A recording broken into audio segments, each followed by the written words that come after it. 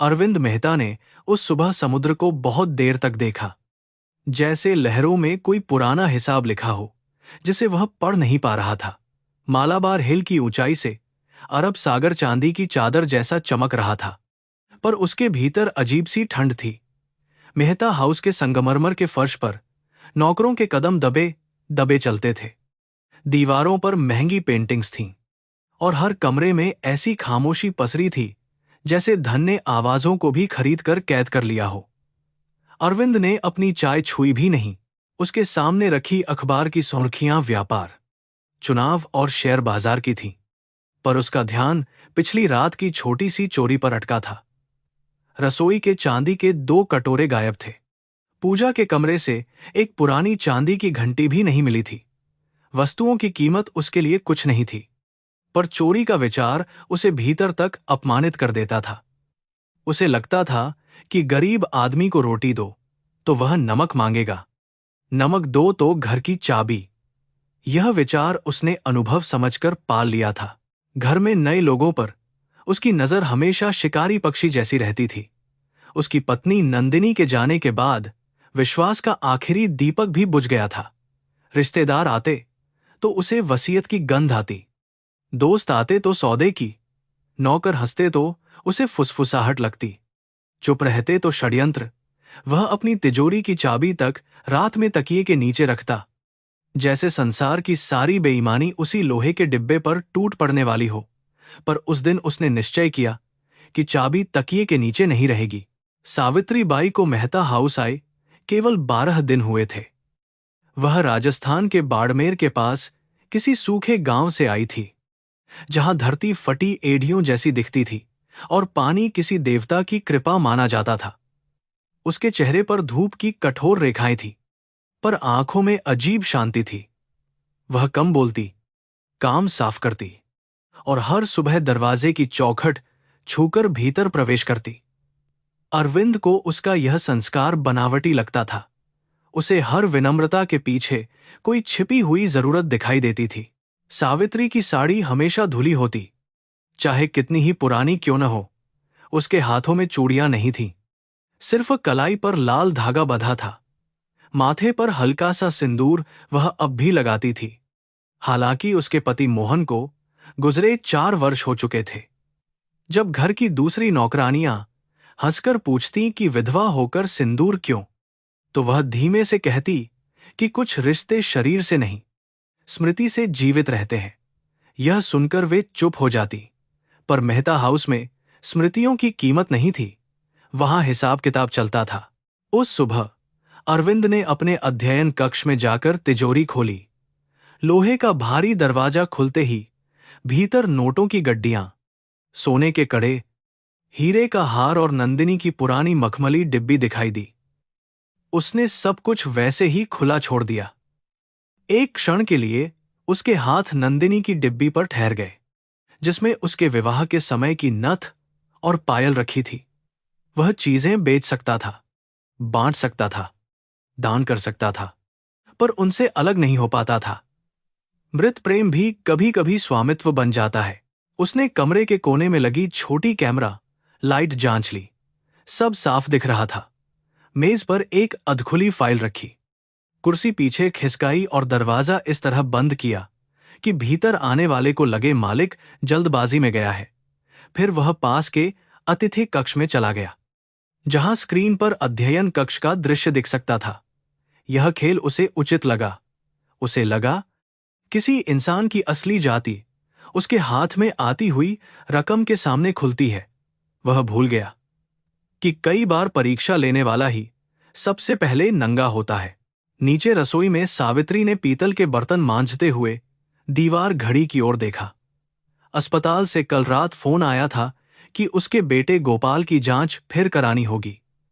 Doctor ने कहा था कि दिल का छेद छोटा नहीं रहा, दवा से अब बात नहीं बनेगी। ऑपरेशन का खर्च सुनकर उसके भीतर जैसे कोई पुराना कुआं ढह गया था। उसने फोन कान से हटाया था, पर डॉक्टर की आवाज अब भी सिर में बज रही थी। पैसा जल्दी जुटाइए मांझी, देर बच्चे के लिए भारी पड़ेगी।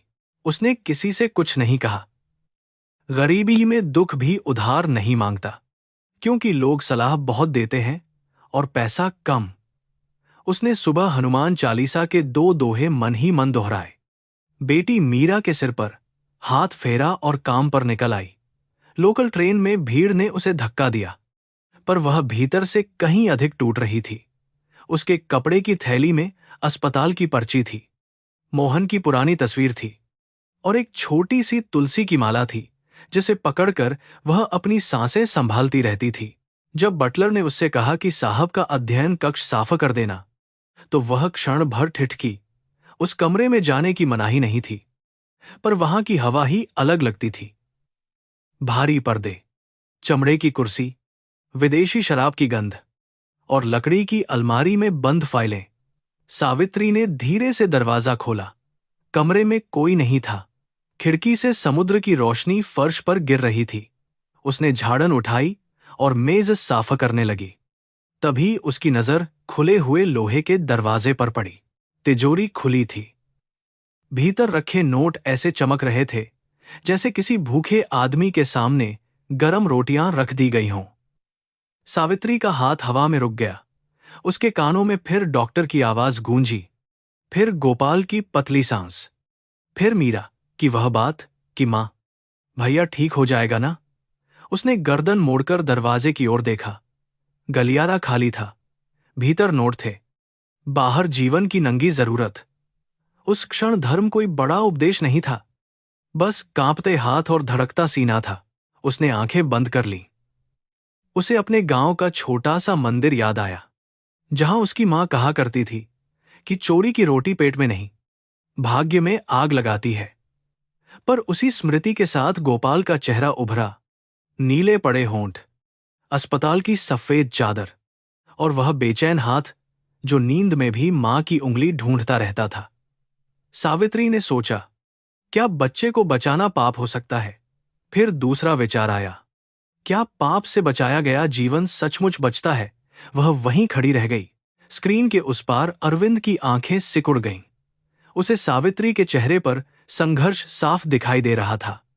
वह लगभग संतुष्ट हुआ, क्योंकि उसे लगा कि उसका संदेह सही निकलेगा। एक गरीब मां, बीमार बच्चा, खुली तिजोरी कहानी का अंत उसे पहले से पता था। उसने कुर्सी पर पीठ टिका ली और होंठों पर कठोर मुस्कान लाई। मनुष्य जब किसी को गिरते देखने के लिए तैयार बैठता है, तब वह अपने भीतर की करुणा को पहले ही मार चुका होता है। अरविंद को इसका ज्ञान नहीं था। सावित्री तिजोरी के पास गई। उसके पैर भारी थे। उसने भीतर झांका। नोटों की गड्डियों पर बैंक की पट्टियां बंधी थीं। एक तरफ गहनों के डिब्बे थे।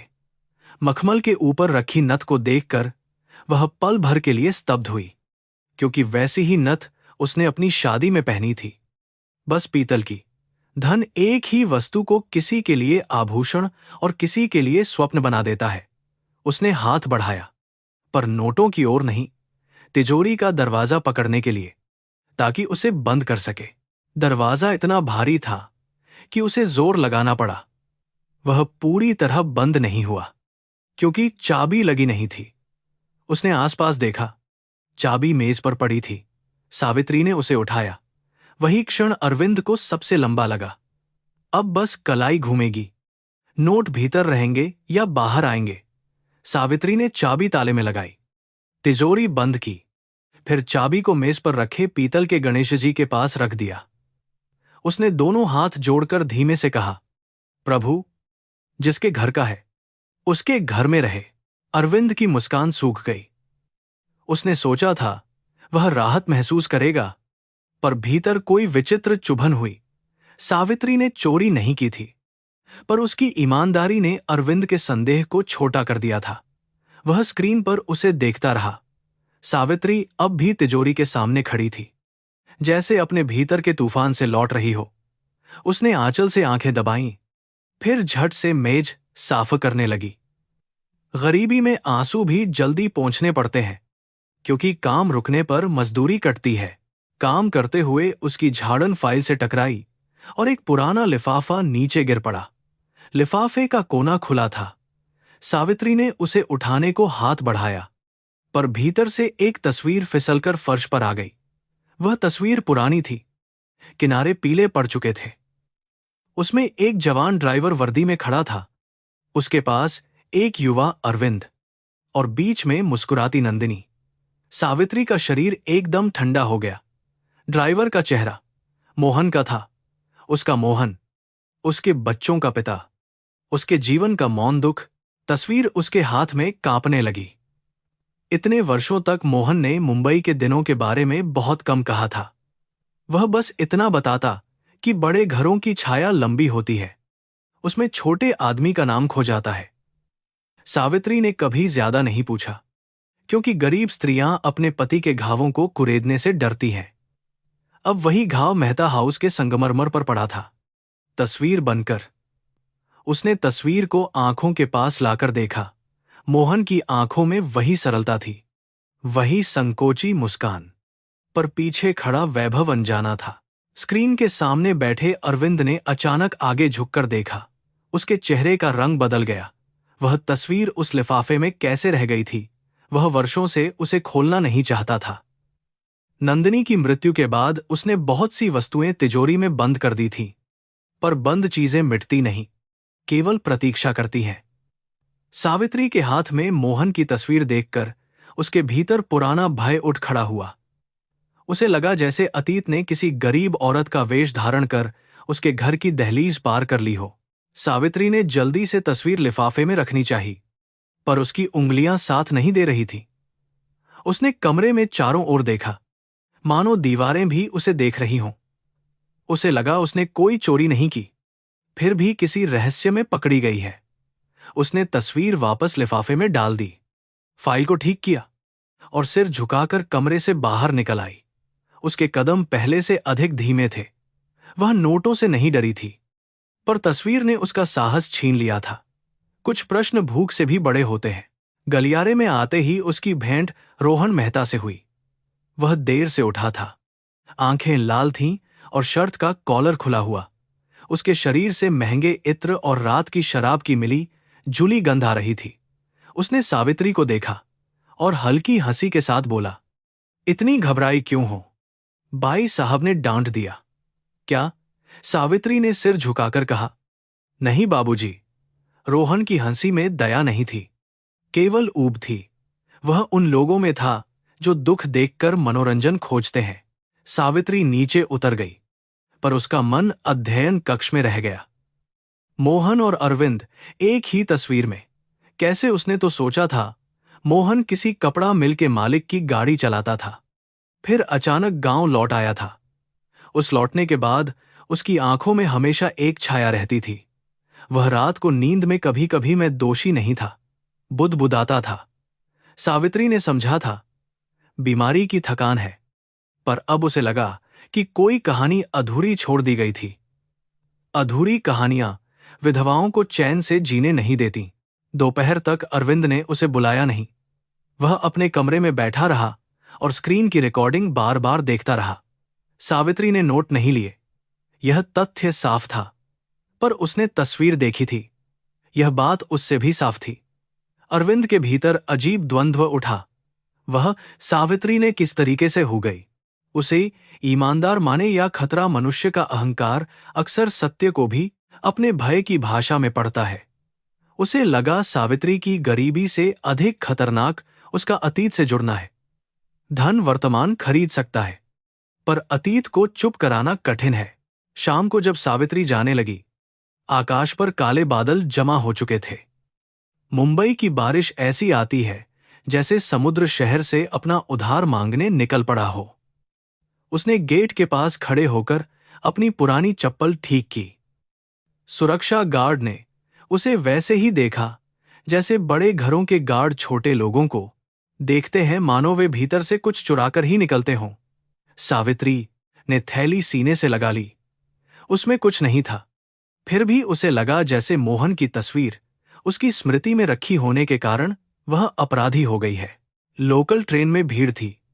बारिश की बूंदें खुले दरवाजे से भीतर आ रही थीं। सावित्री ने लोहे की छड़ पकड़ी और आंखें मूंद लीं। उसके मन में गोपाल की बीमारी, मीरा की फीस, किराए का बकाया और अब मोहन का छिपा हुआ अतीत एक साथ घूम रहे थे।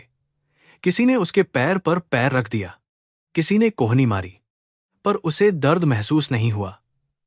उसे बस वह तस्वीर दिख रही थी। क्या मोहन ने उससे झूठ कहा था, या वह उसे किसी बड़े दुख से बचा रहा था? उधर मेहता हाउस में रात उतरते ही रोहन अपने पिता के अध्ययन कक्ष में आ गया। उसने मेज पर रखी चाबी देखी और मुस्कुराया। पापा, आजकल तिजोरी खुली छोड़ने लगे या किसी पुरानी हिंदी फिल्म का दृश्य रच रहे थे? अरविंद ने उसे कठोर नजर से देखा। रोहन ने हंसते हुए कहा कि गरीबों की ईमानदारी जांचने वाले अमीर हमेशा खुद को भगवान समझते हैं। यह वाक्य अरविंद को चुभा, क्योंकि वह बेटे की अवज्ञा से अधिक उसकी सच्चाई से डरता था। पिता पुत्र के बीच मौन फिर दीवार बनकर खड़ा हो गया। रोहन कमरे से चला गया, पर उसके जाते ही अरविंद ने तिजोरी फिर खोली, लिफाफा हाथ में लिया, तस्वीर बाहर निकाली। मोहन का चेहरा जैसे वर्षों बाद जीवित होकर उसे देख रहा था। उसे वह रात याद आई जब बारिश इसी तरह बरस रही थी। कार की हेडलाइट्स धुंध में डूब गई थीं। नंदिनी चीखी थी और किसी ने कहा था कि ड्राइवर ने गलती की। उस रात के बाद बहुत कुछ दबा दिया गया था, पैसे से, वकीलों से, रिश्तों से और अंततः चुप्पी से। पर कर्म चुप्पी से नहीं डरता। अरविंद ने तस्वीर वापस रख दी और तिजोरी बंद कर दी। पर इस बार उसे लगा कि बंद होने की आवाज भीतर से आई है। वह अपने विशाल कमरे में गया, जहां नंदिनी की तस्वीर दीवार पर टंगी थी। उसने पहली बार कई वर्षों बाद उससे आंख मिलाने की कोशिश की। तस्वीर में नंदिनी मुस्कुरा रही थी, पर अरविंद को लगा वह पूछ रही है कि तुमने आज किसकी परीक्षा ली और किसमें असफल हुए। उसने पर्दे खींच दिए। बाहर बारिश तेज हो चुकी थी। शहर धुल रहा था, पर कुछ दाग पानी से नहीं धुलते। रात के अंतिम पहर सावित्री अपनी झुग्गी में पहुंची। मीरा मिट्टी के चूल्हे के पास बैठी गोपाल को पंखा कर रही थी। कमरे की छत से पानी टपक रहा था, पर दोनों बच्चों ने मां को देखकर मुस्कुराने की कोशिश की। सावित्री ने भी मुस्कुराहट ओढ़ ली। उसने भीगे आंचल से गोपाल का माथा पोंछा और पूछा कि दवा ली या नहीं। बच्चा बोला, मां, भगवान बड़े लोगों के घर में रहता है, क्या वहां पैसा बहुत होता होगा? सावित्री की आंखें भर आईं, पर उसने कहा, भगवान वहां रहता है जहां मन साफ हो। बेटा, उस रात सावित्री सो नहीं सकी। बाहर रेलगाड़ी की आवाज आती रही, भीतर गोपाल की खांसी। उसने मोहन की पुरानी तस्वीर निकाली, वही जो उसकी थैली में रहती थी। उसमें मोहन साधारण कुर्ते में था, चेहरे पर थकान और प्रेम साथ साथ। उसने फुसफुसाकर पूछा, तुम मेहता साहब को कैसे जानते थे? मोहन, तुमने मुझे क्यों नहीं बताया? कोई उत्तर नहीं आया। सिर्फ बारिश की बूंदें टीन की छत पर पड़ती रहीं। कभी कभी मृत लोग सच इसलिए नहीं बताते क्योंकि जीवित लोग उसे सहने के लिए अभी तैयार नहीं होते। सुबह होने से पहले सावित्री ने एक निर्णय लिया। वह अगले दिन भी मेहता हाउस जाएगी। वह भागेगी नहीं। उसने चोरी नहीं की थी, शर्म की कोई बात नहीं थी, पर वह मोहन की तस्वीर का रहस्य जानकर रहेगी, चाहे सामने मालिक हो या उसका क्रोध। उसके भीतर भय था, पर भय के नीचे एक गहरी निष्ठा थी, पति की स्मृति के प्रति, बच्चों के भविष्य के प्रति और अपने उस आत्मसम्मान के प्रति जिसे गरीबी ने कई बार झुकाया था, तोड़ा नहीं। उसने तुलसी की माला उठाई और मन ही मन कहा, जो सत्य है वही मेरा सहारा है। उसी समय मेहता हाउस में अरविंद ने रात भर जागने के बाद नौकरों की सूची मंगवाई। उसकी उंगली सावित्री के नाम पर ठहर गई। वह उसे निकाल सकता था, पुलिस बुला सकता था या चुपचाप निगरानी बढ़ा सकता था, पर उसके भीतर कुछ और चल रहा था। जिस स्त्री ने उसकी तिजोरी से धन नहीं लिया, उसने अनजाने में उसका बंद इतिहास छू लिया था। उसने नौकर को आदेश दिया कि सावित्री आते ही उसे अध्ययन कक्ष में भेजा जाए। यह अब एक साधारण परीक्षा नहीं रही थी, यह उस घर के कर्मों का पहला दरवाजा था। सावित्री अगले दिन मेहता हाउस पहुंची तो उसके भीतर रात की जागी हुई थकान थी, पर कदमों में एक अनकहा संकल्प भी था। बारिश रुक चुकी थी, फिर भी हवा में गीली मिट्टी और समुद्र की नमकीन गंध घुली थी। बंगले के बाहर चमकती कारों पर पानी की बूंदें मोतियों की तरह अटकी थीं और गेट पर खड़ा पहरेदार उसे सिर से पांव तक देखकर भीतर जाने देता रहा। वह जानती थी कि इस घर में उसकी पहचान उसके नाम से कम और उसकी हैसियत से अधिक है। फिर भी आज वह झुकी नहीं। मुख्य बरामदे में प्रवेश करते ही पुरानी संगमरमर की सीढ़ियां उसके सामने खड़ी थीं। उन्हें साफ करने के लिए वह कई बार झुकी थी, पर आज उन पर चढ़ते हुए उसे लगा जैसे हर पायदान उसके अतीत की ओर जाता है। बटलर ने धीमी आवाज में कहा, साहब ने आते ही अध्ययन कक्ष में बुलाया है। सावित्री के हाथ में पकड़ी कपड़े की थैली थोड़ी कस गई। उसने मन ही मन हनुमान जी का नाम लिया। मनुष्य जब सत्य के साथ जाता है तब भी उसका शरीर झूठे आरोप के भय से कांपता है। अध्ययन कक्ष का दरवाजा आधा खुला था। भीतर अरविंद मेहता कुर्सी पर बैठे थे। सामने मेज पर वही लिफाफा रखा था। खिड़की से आती रोशनी उनके चेहरे की झुर्रियों को और गहरा दिखा रही थी। सावित्री ने दहलीज पर खड़े होकर नमस्ते किया। अरविंद ने उसे बैठने को नहीं कहा। वह कुछ देर तक उसे देखता रहा, जैसे चेहरा पढ़कर वंशावली निकाल लेना चाहता हो। फिर उसने लिफाफे पर उंगली रखी और पूछा, कल तुमने यह तस्वीर देखी थी? आवाज में आरोप कम था, पर भरोसा भी नहीं। सावित्री ने झूठ बोलने का विचार तक नहीं किया। उसने सिर झुकाकर कहा, हां साहब, गलती से नीचे गिर गई थी, मैंने वापस रख दी। अरविंद की आंखें थोड़ी सिकुड़ी। तुम इस आदमी को पहचानती हो? उसने तस्वीर बाहर निकालकर मेज पर सरका दी। सावित्री का गला सूख गया। मोहन का चेहरा सामने था, पर अब वह सिर्फ उसका पति नहीं लग रहा था। वह किसी अनजानी अदालत का गवाह लग रहा था। उसने धीमे से कहा, यह मेरे पति हैं, मोहनलाल। 4 बरस पहले उनका देहांत हो गया। अरविंद ने एक लंबी सांस ली, मगर उसमें शोक से अधिक असहजता थी। तुमने पहले क्यों नहीं बताया कि तुम्हारे पति यहां काम करते थे? सावित्री ने पहली बार सीधे उसकी ओर देखा। मुझे मालूम ही नहीं था कि वे आपके यहां काम करते थे। उन्होंने बस इतना कहा था कि मुंबई में बड़े लोगों की गाड़ी चलाते थे, फिर गांव लौट आए। उसके बाद उनकी तबीयत बिगड़ती गई।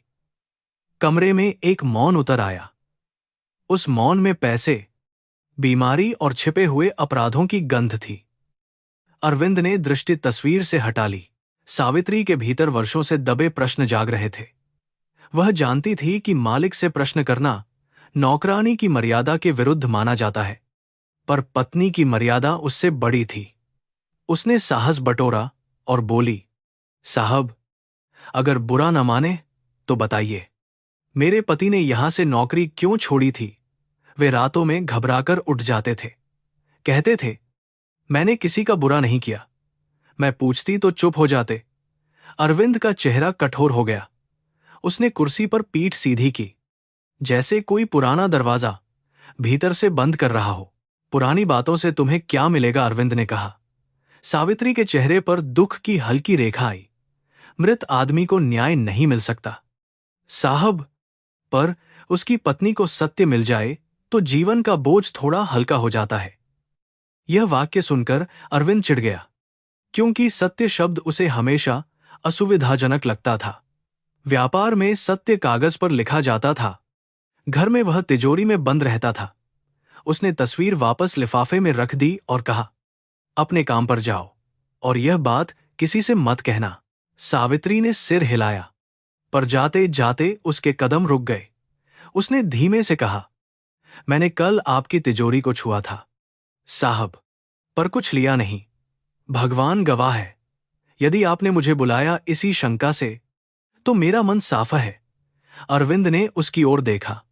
उसे लगा जैसे यह स्त्री उसकी चाल समझ चुकी है। उसके भीतर क्षण भर के लिए लज्जा हुई, पर उसने उसे कठोरता से ढंग दिया। मैंने तुम पर कोई आरोप नहीं लगाया, उसने कहा। पर यह वाक्य दोनों को झूठ लगा, क्योंकि आरोप कभी कभी शब्दों के बिना भी खड़े रहते हैं। सावित्री कमरे से निकली तो गलियारे में रोहन दीवार से टिककर खड़ा था। शायद वह कुछ सुन चुका था। उसके होंठों पर वही उपहास था, पर आंखों में इस बार जिज्ञासा भी थी। तो तुम्हारे पति हमारे पुराने ड्राइवर थे? उसने पूछा। सावित्री चौंकी, मगर चुप रही। रोहन ने सिगरेट का अधजला टुकड़ा ऐशट्रे में दबाया और बोला, इस घर के पुराने लोगों की कहानियां लंबी हैं बाई। कुछ मर जाते हैं, कुछ अमीर हो जाते हैं, और कुछ चुप रहना सीख लेते हैं। सावित्री ने उसकी बात का अर्थ समझा नहीं, पर उसका स्वर अच्छा नहीं लगा। रसोई में लौटकर उसने काम शुरू किया, पर हाथ अपने आप चलते रहे। मसालों की महक, बर्तनों की खनक, नौकरानियों की फुसफुसाहट सब दूर से आती हुई लग रही थी। उसकी स्मृति बार बार उस समय में लौटती जब मोहन गांव की चौपाल से दूर अकेला बैठता था। वह बच्चों से खूब प्रेम करता था, पर हंसी अचानक बीच में टूट जाती। किसी मेले में ढोल बजता तो वह चौंक जाता। किसी कार की तेज ब्रेक सुनता तो उसका चेहरा पीला पड़ जाता। सावित्री तब समझती थी कि गरीबी आदमी को डरपोक बना देती है। अब उसे लग रहा था कि डर का कोई नाम था। दोपहर को भोजन परोसते समय कविता मेहता आई। वह अरविंद की छोटी बहन थी, पर घर में उसका बोलबाला किसी मालकिन से कम नहीं था। उसकी साड़ी रेशम की थी, गले में मोतियों की माला, और आवाज में मिठास के भीतर छिपा हुआ जहर। उसने सावित्री को ध्यान से देखा और पूछा, नई बाई, तुम्हारा नाम क्या है? सावित्री ने उत्तर दिया। कविता ने कहा, यहां काम करने वाले लोग अक्सर अपने बारे में आधी बातें बताते हैं। बाद में पता चलता है कि उनका कोई पुराना हिसाब निकला। सावित्री ने सिर झुकाए रखा, पर यह बात सीधे उसके सीने में लगी। कविता अरविंद के कमरे में गई तो दरवाजा बंद नहीं किया। उसकी आवाज बाहर तक आ रही थी, भैया, मुझे यह औरत ठीक नहीं लगती। अगर उसके पति का संबंध इस घर से रहा है तो सावधान रहना चाहिए। आजकल लोग पुराने कागज निकालकर पैसे मांगते हैं, मीडिया में जाते हैं, अदालत जाते हैं। गरीब आदमी भूखा हो तो बेचारा है, पर भूखा आदमी जब अतीत जानता हो तो खतरा है। अरविंद ने कुछ धीमे स्वर में कहा, जो साफा सुनाई नहीं दिया। सावित्री ने घी का डिब्बा बंद किया और भीतर उठती अपमान की आग को निगल लिया। उसी समय उसके पुराने गांव की स्मृति खुली। मोहन बरसात की एक रात घर लौटा था, पूरी तरह भीगा हुआ, हाथ में सिर्फ एक छोटा बैग। उसकी आंखों में ऐसा खालीपन था जैसे वह लंबी यात्रा से नहीं, किसी न्यायालय से लौटा हो। उसने कहा था कि अब मुंबई नहीं जाना। सावित्री ने पूछा था, क्यों? तो उसने बस इतना कहा था कि बड़े घरों की रोटी में नमक कम और एहसान ज्यादा होता है। फिर उसने उस रात बहुत देर तक बच्चों को देखा था, जैसे उन्हें खो देने के भय से भर गया हो। अगले दिन से वह खेतिहर मजदूरी करने लगा था। गांव की सूखी धरती ने उसे अधिक दिन नहीं बचाया। पहले खांसी आई, फिर बुखार, फिर डॉक्टर ने कहा कि फेफड़ों में बीमारी बैठ गई है। इलाज के लिए पैसे नहीं थे। मोहन ने कभी मेहता हाउस का नाम नहीं लिया, कभी किसी से मदद नहीं मांगी। मरने से कुछ दिन पहले उसने सावित्री का हाथ पकड़कर कहा था, मेरे बच्चों को झूठ से दूर रखना। मैं सब कुछ नहीं बता पाया, पर तू अपने मन को मत बेचना। उस समय सावित्री ने सोचा था कि बीमारी आदमी को उलझी बातें कहलवा देती है। आज वे शब्द भविष्यवाणी लग रहे थे। शाम को काम समाप्त होने पर सावित्री ने हिम्मत करके पुराने माली गोविंद काका से पूछा, काका, क्या आप मोहनलाल नाम के ड्राइवर को जानते थे? गोविंद काका ने पानी की नली बंद कर दी। उनकी झुकी कमर जैसे अचानक और झुक गई। उन्होंने चारों ओर देखा, फिर धीमे से बोले, बेटी, यहां पुराने नाम मत लिया कर। कुछ नामों के साथ दुर्घटनाएं चलती हैं। सावित्री का दिल धक से रह गया। वे मेरे पति थे, उसने कहा। बूढ़े की आंखों में दया तैर गई, पर डर उससे बड़ा था। उसने बस इतना कहा, तेरा पति बुरा आदमी नहीं था। सावित्री ने पूछा, फिर क्या हुआ था? गोविंद काका ने उत्तर देने से पहले आकाश की ओर देखा, जैसे वहां से अनुमति मांग रहे हों। बहुत साल पहले एक रात मेम साहब की कार का हादसा हुआ था। सबने कहा ड्राइवर की गलती थी। उसके बाद मोहन चला गया। पर बेटी, आंखों से देखी बात भी कभी कभी पेट में दबानी पड़ती है, क्योंकि रोटी गले से उसी घर की उतरती है। यह कहकर वह चले गए। सावित्री वहीं खड़ी रह गई। उसके सामने अचानक मोहन का चेहरा नहीं, उसकी चुप्पी खड़ी थी। चुप्पी भी कभी कभी चीख से अधिक भारी होती है। घर लौटते समय उसने रास्ते में मंदिर पर रुककर दिया जलाया। पंडित हरिनारायण ने उसे देखा तो पूछा, बेटी, आज मन पर बहुत बोझ है। सावित्री ने सब कुछ नहीं बताया, पर इतना कहा कि उसे अपने मृत पति के बारे में ऐसी बात पता चली है जिसने उसकी नींद छीन ली है। पंडित जी ने दीपक की लौ देखते हुए कहा, कर्म का फल केवल दंड नहीं होता, कभी कभी सत्य के रूप में लौटता है। पर सत्य को उठाने के लिए हृदय बड़ा चाहिए। क्रोध से खोजोगी तो जलोगी, करुणा से खोजोगी तो समझ पाओगी। सावित्री ने पूछा, पर यदि किसी ने हमारे साथ अन्याय किया हो तो करुणा कैसे रखूं? पंडित जी ने उत्तर दिया, करुणा का अर्थ अन्याय को क्षमा कर देना नहीं है। करुणा का अर्थ है कि तू स्वयं अन्यायी न बन जाए।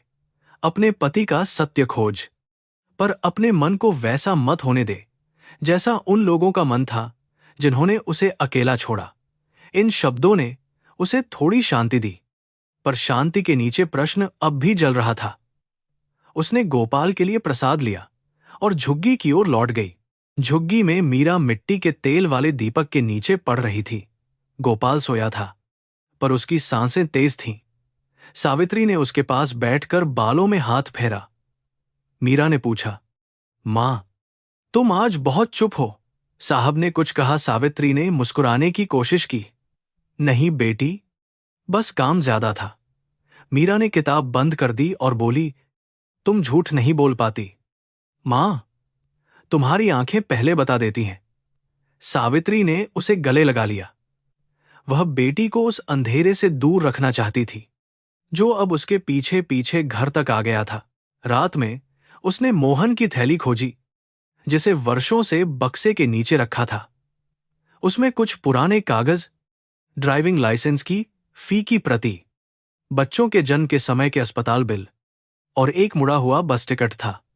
टिकट मुंबई से जोधपुर का था, उसी वर्ष का जब मोहन अचानक गांव लौटा था। कागजों के बीच एक छोटा सा कपड़े का टुकड़ा भी था, जिस पर नंदिनी नाम की कढ़ाई थी।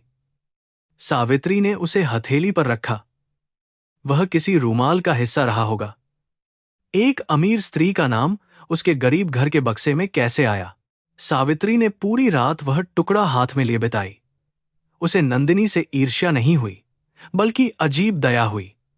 तस्वीर में वह स्त्री बहुत सुंदर और कोमल दिखती थी, जैसे बड़े घर की खिड़की में रखा फूल, जिसे धूप भी मापकर मिलती हो। यदि दुर्घटना में उसी को चोट लगी थी, तो मोहन क्यों अपराधी कहलाया? क्या उसने सचमुच गाड़ी गलत चलाई थी या किसी को बचाने के लिए दोष अपने सिर ले लिया था? सावित्री जानती थी, मोहन ऐसा कर सकता था। गरीब आदमी के पास देने को प्राण और इज्जत ही तो होती है। अगले दिन मेहता हाउस में वातावरण बदला हुआ था। अरविंद ने किसी से कुछ नहीं कहा, पर उसकी निगाहें अधिक सतर्क थीं। कविता बार बार नौकरों पर नजर रखती, जैसे घर युद्ध भूमि हो। रोहन देर से लौटा और सीधे अध्ययन कक्ष में गया। सावित्री फूलदान साफ कर रही थी। तभी उसने पिता पुत्र की ऊंची आवाजें सुनी। रोहन कह रहा था, आप गरीबों को चोर समझते हैं, पर इस घर में जो सबसे बड़ा चोर है, वह शायद वसीयत और यादों के बीच बैठा है। अरविंद गर्जा, अपनी सीमा में रहो। पर रोहन की हंसी टूटे कांच जैसी थी। सावित्री वहां से हट गई, पर रोहन के शब्द उसके मन में अटक गए। क्या उसे अपने पिता से घृणा थी? क्या वह भी उस दुर्घटना के बारे में जानता था? उसी शाम उसने देखा कि रोहन फोन पर किसी से पैसों की बात कर रहा है। उसकी आवाज में घबराहट थी और वह बार बार कह रहा था कि 2 दिन में इंतजाम हो जाएगा। सावित्री ने आंखें फेर लीं। उसे दूसरों के रहस्य सुनना अच्छा नहीं लगता था, पर बड़े घरों में रहस्य दीवारों से भी टपकते हैं। उन्हें अनसुना करना हमेशा संभव नहीं होता। तीसरे दिन जब वह अध्ययन कक्ष में गई, तिजोरी बंद थी, पर मेज पर वही पीतल का गणेश जी रखा था जिसके पास उसने चाबी छोड़ी थी। उसे देखकर उसका मन कांप गया। उसने भगवान से कुछ नहीं मांगा, केवल इतना कहा कि उसे सही रास्ता दिखे। तभी दरवाजे पर अरविंद आ खड़ा हुआ। उसने पूछा, तुम्हारे बेटे की तबीयत कैसी है? सावित्री चौंकी। उसे उम्मीद नहीं थी कि यह आदमी उसके बच्चे के बारे में पूछेगा। उसने कहा, डॉक्टर ने ऑपरेशन बताया है साहब, पर भगवान बड़ा है।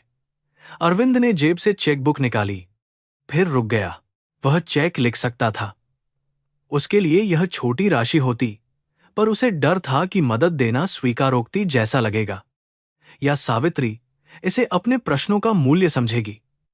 धन देने वाला अक्सर यह भूल जाता है कि लेने वाले की आत्मा भी होती है। अरविंद ने चेकबुक बंद कर दी। तुम्हें एडवांस चाहिए तो अकाउंटेंट से कह सकती हो, उसने औपचारिक स्वर में कहा। सावित्री ने सिर झुकाया। धन्यवाद साहब, जितना वेतन है उतना ही ठीक है। कर्ज लेकर भी इलाज करा लूंगी, पर बिना हिसाब का पैसा नहीं लूंगी। यह सुनकर अरविंद फिर असहज हो गया। उस रात अरविंद ने नंदिनी की पुरानी डायरी निकाली। वर्षों से उसने उसे नहीं खोला था। पन्नों में हल्की चंदन की गंध अब भी बची थी। एक पृष्ठ पर नंदिनी ने लिखा था कि मोहन भला आदमी है और घर के कुछ लोगों की कठोरता उसे दुख देती है। अरविंद ने पन्ना तुरंत बंद कर दिया। उसे लगा जैसे नंदिनी की लिखावट ने मृत होकर भी किसी जीवित के पक्ष में गवाही दी है। खिड़की के बाहर शहर चमक रहा था, पर उसके भीतर अंधेरा जमा हो रहा था। आदमी सबसे अधिक उसी सत्य से डरता है जो कभी उसके प्रिय की आवाज में लौटे। इसी बीच कविता ने अपनी चाल चलनी शुरू कर दी। उसने अकाउंटेंट को बुलाकर पूछा कि तिजोरी के कागज कौन कौन छूता है। उसने नौकरों में यह बात फैलाई कि नई बाई पुराने मालिकों के बारे में पूछताछ करती फिर रही है। धीरे धीरे फुसफुसाहटें सावित्री तक पहुंची। कोई कहता वह तांत्रिक है, कोई कहता मुआवजा मांगने आई है, कोई कहता उसके पति ने कभी चोरी की थी। सावित्री यह सब सुनती और चुप रहती, पर भीतर एक गांठ बनती गई। अपमान गरीब की देह पर नहीं, उसकी आत्मा पर जमा होता है और धीरे धीरे सांस रोकने लगता है। एक शाम काम से लौटते समय गोविंद काका ने उसे फिर रोका। उनके हाथ में पुरानी चाबी थी जो शायद किसी स्टोर रूम की थी। उन्होंने कहा, बेटी, मैं पूरा सच नहीं जानता, पर इतना जानता हूं कि हादसे वाली रात कार मोहन नहीं चला रहा था जब बंगले से निकली थी। बाद में कागजों में नाम उसका आया। मैंने अपनी आंखों से किसी और को ड्राइविंग सीट पर देखा था, पर मैं गरीब था, बच्चे छोटे थे। नौकरी चली जाती तो भूख मार देती। उनकी आंखों से पानी बह निकला। हम सब ने तेरे मोहन को अकेला छोड़ दिया। सावित्री का सिर घूम गया। उसने दीवार पकड़ ली। उसे लगा जैसे संसार की सारी आवाजें दूर चली गईं। यदि मोहन निर्दोष था तो उसने दोष क्यों लिया? किसके लिए, किस भय से? और उस दोष ने उसके जीवन से क्या क्या छीन लिया? नौकरी, सम्मान, स्वास्थ्य, शायद समय से पहले मृत्यु भी। फिर भी आश्चर्य यह था कि उसके भीतर बदले की आग से पहले शोक उठा। मोहन ने कितना अकेला दुख जिया होगा, वह पति जिसे उसने कई बार कमजोर समझा, शायद किसी और के अपराध का भार ढोते ढोते टूट गया था। उस रात सावित्री ने पहली बार रोकर प्रार्थना की। उसने भगवान से पैसा नहीं मांगा, न्याय भी नहीं मांगा। उसने कहा, मुझे इतना बल दो कि मैं सत्य जान सकूं और टूटू नहीं। मीरा उसके पास आकर बैठ गई और मां का सिर अपनी गोद में रख लिया। बेटी ने कुछ नहीं पूछा। कभी कभी बच्चों में वह करुणा होती है जो बड़े बड़े पंडितों के शास्त्रों में भी नहीं मिलती। गोपाल नींद में खांस रहा था। बाहर से रेलगाड़ी गुजरी। भीतर सावित्री का जीवन किसी नए मोड़ की ओर चल पड़ा था। अगली सुबह मेहता हाउस में पूजा थी। नवरात्रि का पहला दिन था और घर में देवी की मूर्ति सजाई गई थी। फूल, धूप, शंख, मंत्र सब कुछ भव्य था। कविता ने महंगी साड़ी पहनकर आरती की थाली उठाई। अरविंद ने यंत्रवत हाथ जोड़े। रोहन पीछे खड़ा मुस्कुरा रहा था। सावित्री ने दूर से देखा। उसे लगा देवी के सामने सब बराबर खड़े हैं।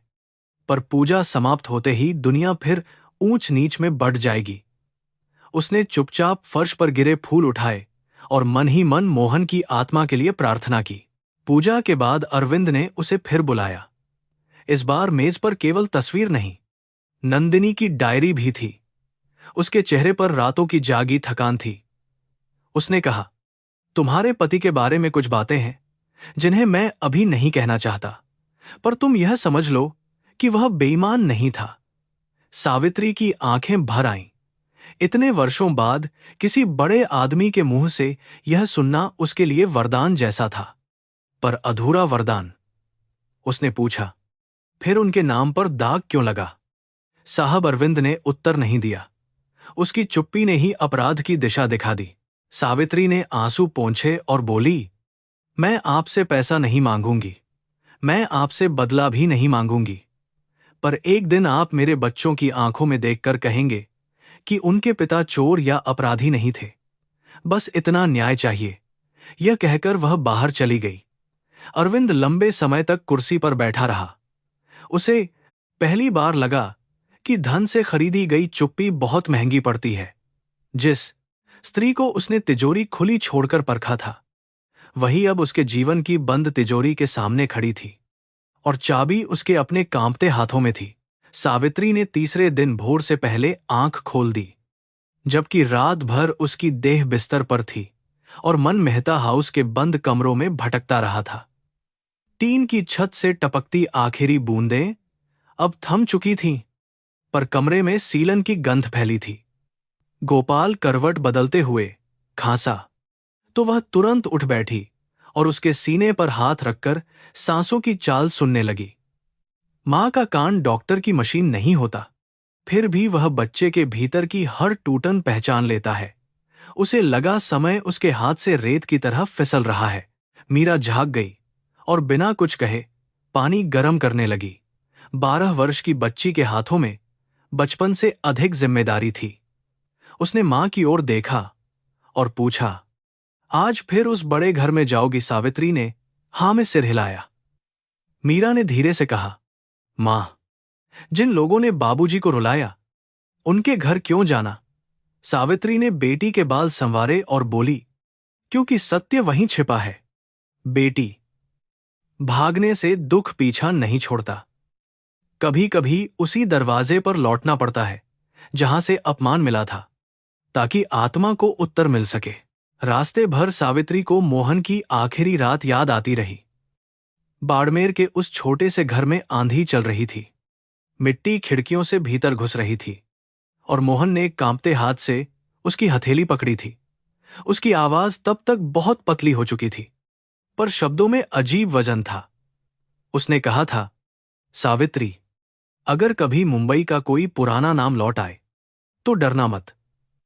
मैंने जो सहा वह शायद मेरे भाग्य में था, पर बच्चों को झूठ के नीचे मत जीने देना। उस समय सावित्री रोने में इतनी डूबी थी कि वाक्य का अर्थ खो गया था। मेहता हाउस पहुंचते ही उसे लगा कि घर की हवा पहले से अधिक भारी है।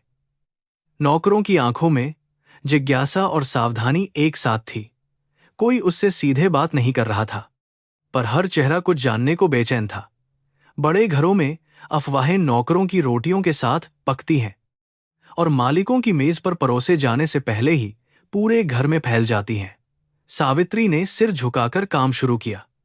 वह बर्तनों की चमक में अपना चेहरा नहीं देखना चाहती थी, क्योंकि उसे डर था कि उसमें अब भोलेपन की जगह बेचैन सत्य दिखाई देगा। गोविंद काका बगीचे में तुलसी के पास झुके थे। सावित्री ने मौका देखकर उनसे फिर बात करने की कोशिश की, पर वे आंखें चुराते रहे। अंततः जब माली के लड़के पानी की पाइप लेने बाहर गए, बूढ़े ने धीमे स्वर में कहा, बेटी, मेरा पीछा मत कर। मैंने जितना कहा उससे अधिक कहूंगा तो यह घर मुझे निगल जाएगा। सावित्री ने विनती की, काका, मेरे पति की आत्मा का सवाल है, गोविंद ने कांपते होंठों से कहा। उस रात रोहन छोटा था, कविता मेम साहब जवान थी और नंदिनी मेम साहब गर्भवती थी। बस इतना समझ ले कि गाड़ी केवल सड़क पर नहीं फिसली थी, घर भीतर से पहले ही फिसल चुका था। सावित्री यह सुनकर स्तब्ध रह गई। नंदिनी गर्भवती थी, यह बात अरविंद ने नहीं कही थी। उसे अचानक तस्वीर में नंदिनी की मुस्कान याद आई, जिसमें शायद किसी आने वाले जीवन की आभा थी। यदि उस दुर्घटना में बच्चा खो गया था, तो मोहन पर लगा दोष केवल नौकरी का दाग नहीं था, किसी मां के टूटे गर्भ का अपराध भी उसके सिर रखा गया था। सावित्री की आंखों के आगे अंधेरा छा गया, वह दीवार से टिक गई। दुख का आकार तब बढ़ जाता है जब पता चलता है कि वह केवल अपना नहीं, कई जीवनों का बोझ था। दोपहर में कविता मेहता ने उसे पूजा कक्ष की सफाई के लिए बुलाया। चांदी के दीप, पीतल की घंटियां, केसर की डिबिया और देवी की लाल चुनरी बड़े ध्यान से सजाए गए थे। कविता ने आरती की थाली उठाते हुए कहा, सावित्री, सुना है तुम बहुत धार्मिक हो। धर्म सिखाता है कि अपनी औकात में रहना चाहिए।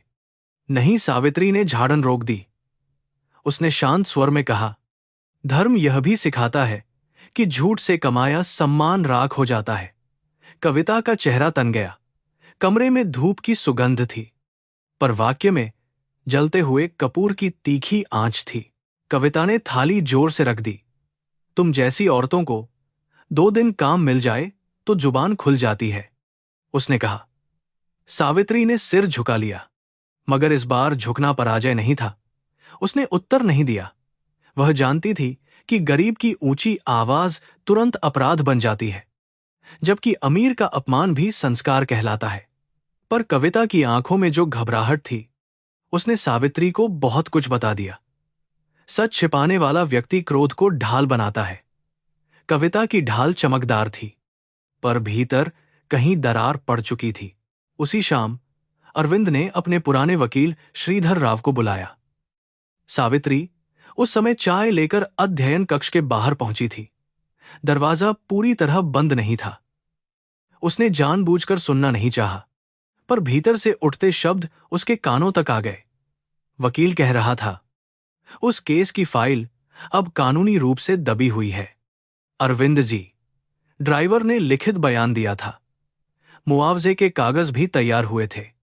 भले परिवार ने लिया न हो। अरविंद की आवाज टूटी हुई थी।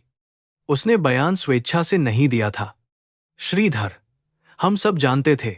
सावित्री का हाथ कांप गया। चाय की प्याली तश्तरी से टकराई और हल्की आवाज हुई। भीतर मौन छा गया। दरवाजा खुला तो अरविंद सामने था। उसके चेहरे पर क्रोध नहीं, भय था। सावित्री ने आंखें झुका ली और बोली, चाय रख दूं? साहब, अरविंद ने तश्तरी ले ली, पर उसके हाथ भी स्थिर नहीं थे। वकील ने उसे ऐसे देखा जैसे वह कोई दस्तावेज नहीं। खतरा हो। सावित्री मुड़ गई, पर उसके कानों में एक ही वाक्य हथौड़े की तरह बज रहा था। हम सब जानते थे। यह स्वीकारोक्ति नहीं थी, पर दरवाजे के पीछे से झांकती हुई सच्चाई थी। झुग्गी लौटते समय उसने बस नहीं ली। वह पैदल चलती रही, जबकि दूरी लंबी थी। मुंबई की सड़कें रात में भी थमती नहीं। हॉर्न, ठेले, भीगी मिट्टी, भुट्टे की महक और फुटपाथ पर सोते हुए लोग। उसे लगा शहर में हर चेहरा कोई ना कोई बोझ उठाए है। बस कुछ बोझ सोने की तिजोरी में छिपे हैं और कुछ फटी थैली में। रास्ते में उसने एक मां को बच्चे को भीख मांगना सिखाते देखा, तो उसका दिल कांप गया। क्या गरीबी इंसान को अपराध सिखाती है, या समाज पहले उसे अपराधी मान लेता है? घर पहुंचकर उसने मीरा को सब नहीं बताया, पर इतना कहा कि बाबूजी पर जो दाग था वह शायद झूठा था। मीरा की आंखें चमक उठीं। तो हम सबको बताएंगे ना? मां सावित्री ने गहरी सांस ली। सत्य बताना आसान नहीं बेटी। जिसके पास कागज, वकील और पैसा है, वह झूठ को भी मुहर लगा देता है। हमारे पास सिर्फ विश्वास है, मीरा ने दृढ़ स्वर में कहा। पर भगवान के पास क्या है? सावित्री ने बेटी को देखा।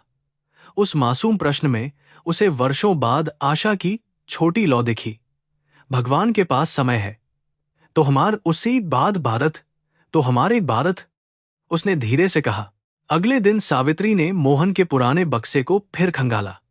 कपड़े के टुकड़े, टिकट और लाइसेंस के नीचे एक बहुत पुरानी दवाई की पर्ची मिली, जिस पर मुंबई के एक निजी अस्पताल का नाम था। तारीख दुर्घटना के 2 दिन बाद की थी। मरीज का नाम मोहनलाल नहीं, नंदिनी मेहता था, पर नीचे आपातकालीन संपर्क के स्थान पर मोहन की लिखावट जैसी एक लाइन थी, ड्राइवर उपस्थित। सावित्री को समझ नहीं आया कि यह पर्ची मोहन के पास कैसे आई। शायद उसने अस्पताल में मेम साहब को पहुंचाया था। शायद वह दोषी नहीं, बचाने वाला था। उसने पर्ची कपड़े में बांधकर अपने ब्लाउज के भीतर रख ली। वह जानती थी कि यह प्रमाण नहीं, सिर्फ संकेत है, पर संकेत भी अंधेरे में दिया बन सकते हैं। मेहता हाउस पहुंचकर उसने देखा कि रोहन बरामदे में किसी से फोन पर झगड़ रहा था। उसकी आवाज धीमी थी, पर शब्द तीखे थे। मैंने कहा ना, 2 दिन दे, पापा से पैसे निकाल लूंगा। नहीं, कविता बुआ को मत घसीट। सावित्री उसे अनदेखा कर आगे बढ़ी, पर रोहन ने उसे रोक लिया। बाय, तुम बहुत चुप रहती हो। चुप लोग सबसे खतरनाक होते हैं। वह मुस्कुराया, पर माथे पर पसीना था। सावित्री ने शांत स्वर में कहा, चुप लोग खतरनाक नहीं होते बाबूजी, वे बस बोलने से पहले भगवान को याद करते हैं। रोहन की मुस्कान पल भर को गायब हुई। उसने सिगरेट जलाई और बोला, भगवान इस घर में बहुत बार बुलाया गया है, पर आया नहीं, शायद रास्ता भूल गया। सावित्री ने उसे देखा। उसके भीतर उस युवक के लिए क्रोध नहीं, दया उठी। वह अमीर था, पर आंखों में अनाथपन था। उसे लगा जैसे रोहन उस घर का बेटा होकर भी किसी अनसुनी चोट का बच्चा बना हुआ है। धन से भरी छाती भी प्रेम के बिना खाली रह जाती है। दोपहर के बाद अरविंद ने सावित्री को बुलाकर पूछा, तुमने कल कुछ सुना? सावित्री ने झूठ नहीं बोला। कुछ शब्द कान में पड़े। साहब, सुनने की इच्छा नहीं थी, अरविंद ने थके स्वर में कहा। इच्छा न हो तब भी लोग बहुत कुछ सुन लेते हैं। फिर वह खिड़की की ओर देखने लगा। मोहन तुम्हारा पति था, इसलिए शायद तुम्हें यह जानने का अधिकार है कि वह वफादार आदमी था। सावित्री का हृदय धड़क उठा। वफादार किसके प्रति? साहब, अपने मालिक के प्रति या सत्य के प्रति? यह प्रश्न हवा में लटक गया और अरविंद के पास उत्तर नहीं था। बहुत देर बाद उसने कहा, उस रात नंदिनी को अस्पताल पहुंचाने में मोहन ने अपनी जान जोखिम में डाली थी। उसने गलती नहीं की थी। सावित्री की आंखें भर आईं। फिर कागजों में उनका नाम क्यों आया? अरविंद का चेहरा पत्थर हो गया। उसने धीरे से कहा, क्योंकि घर बचाना था। यह वाक्य सुनते ही सावित्री को लगा कि उसके भीतर कुछ टूट गया। घर बचाना था। किसका घर? वह घर जो संगमरमर का था, या वह घर जो बाड़मेर में मिट्टी से बना था और मोहन की इज्जत के साथ ढह गया था?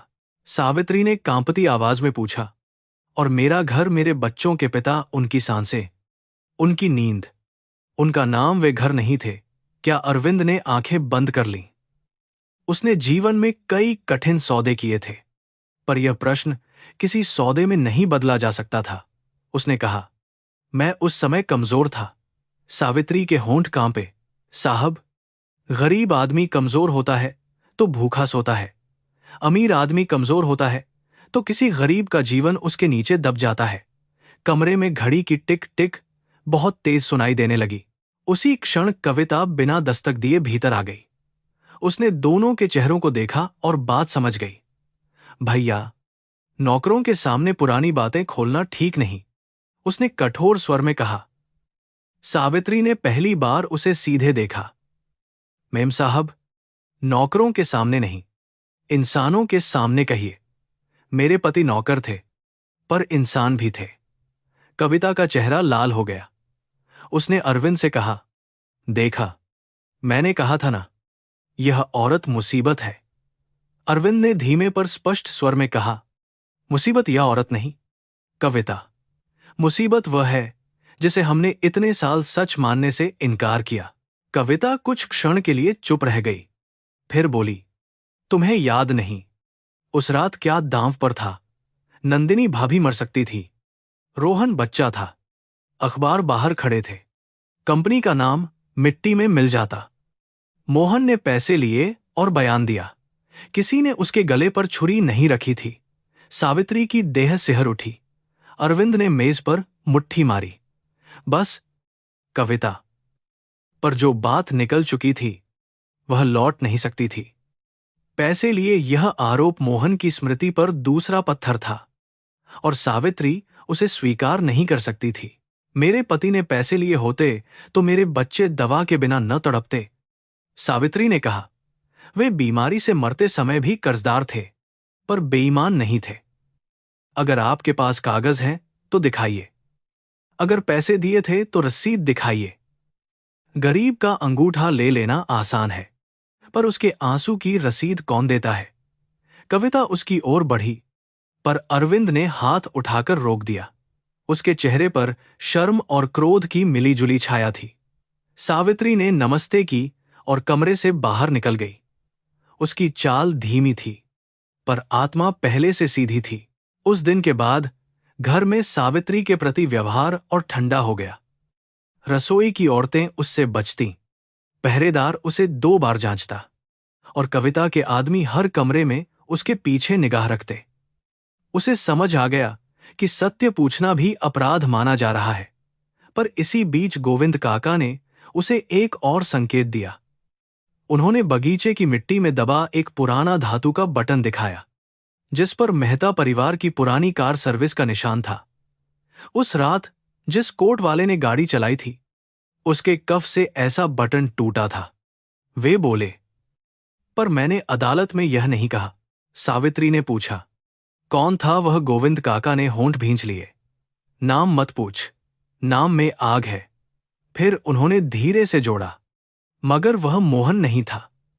इतना अपनी आत्मा पर हाथ रखकर कह सकता हूं, सावित्री ने बटन नहीं लिया। उसे डर था कि बिना समझे प्रमाण संभालना खतरा बन सकता है, पर उसके मन में शक की दिशा बदलने लगी थी। क्या कविता उस रात कार में थी? क्या कोई और पुरुष? क्या अरविंद स्वयं? सत्य का चेहरा अभी धुंध में था, पर मोहन की निर्दोषता अब उसके भीतर दीपक की तरह स्थिर हो चुकी थी।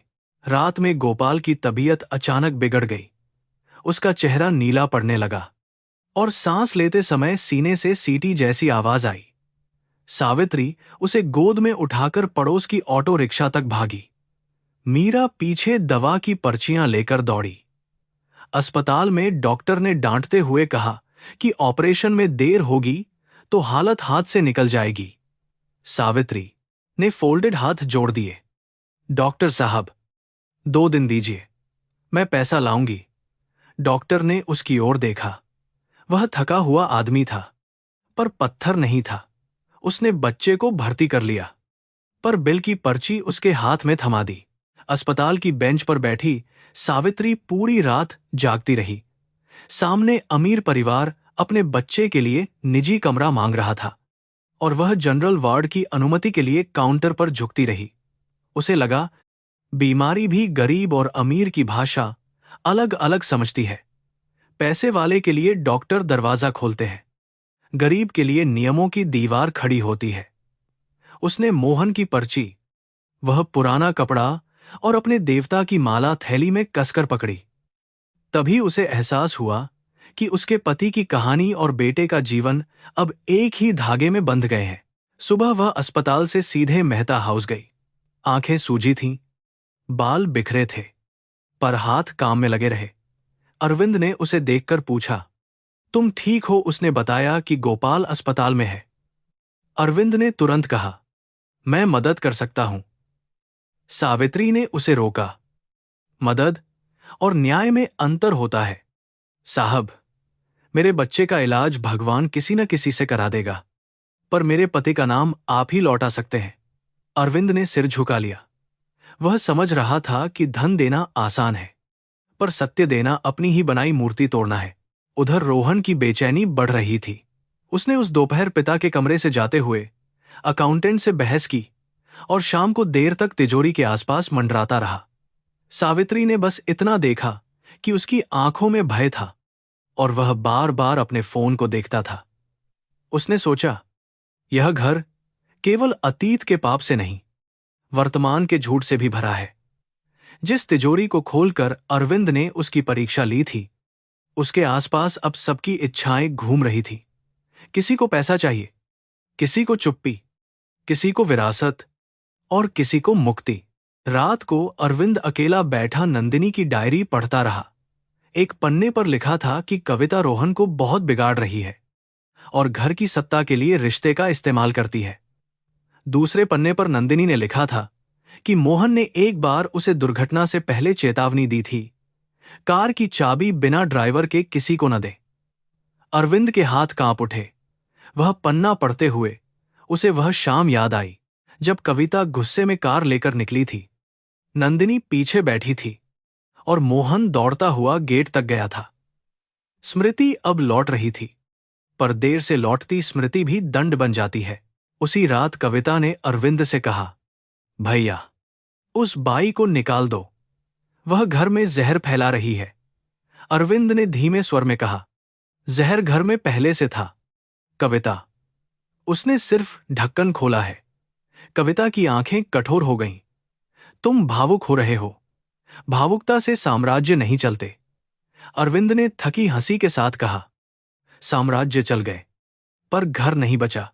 कविता ने उत्तर नहीं दिया। वह कमरे से निकली तो उसके चेहरे पर निर्णय लिखा था।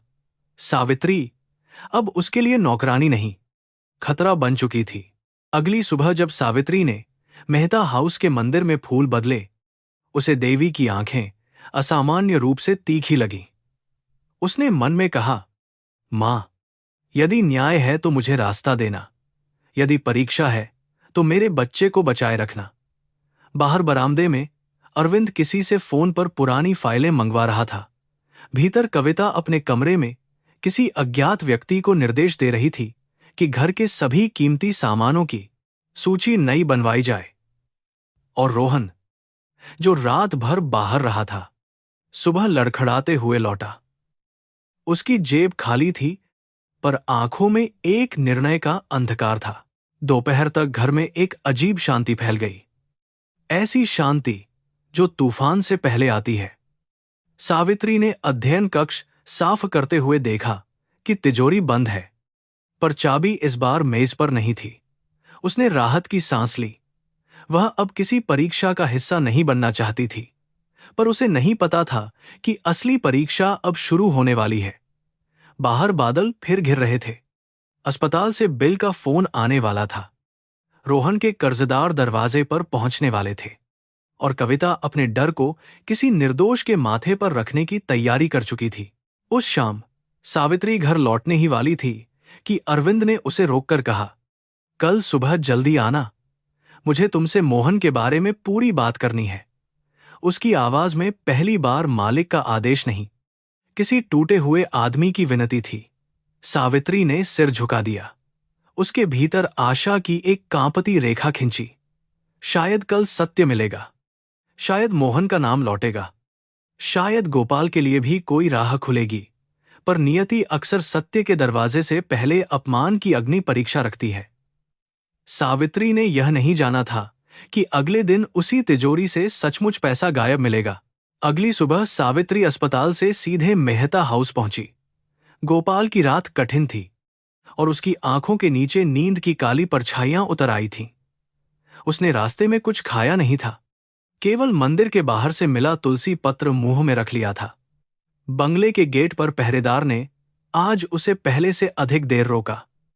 उसने थैली खुलवाई, कपड़े उलटवाए, दवाई की पर्चियां देखी।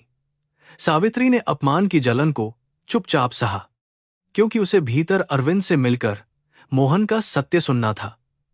कभी कभी अपमान भी मनुष्य इसलिए सहता है कि उसके पार कोई आवश्यक उत्तर प्रतीक्षा कर रहा होता है। मेहता हाउस के भीतर अजीब हलचल थी। नौकर एक दूसरे से दबे स्वर में बात कर रहे थे। कविता का चेहरा कठोर था और रोहन कहीं दिखाई नहीं दे रहा था।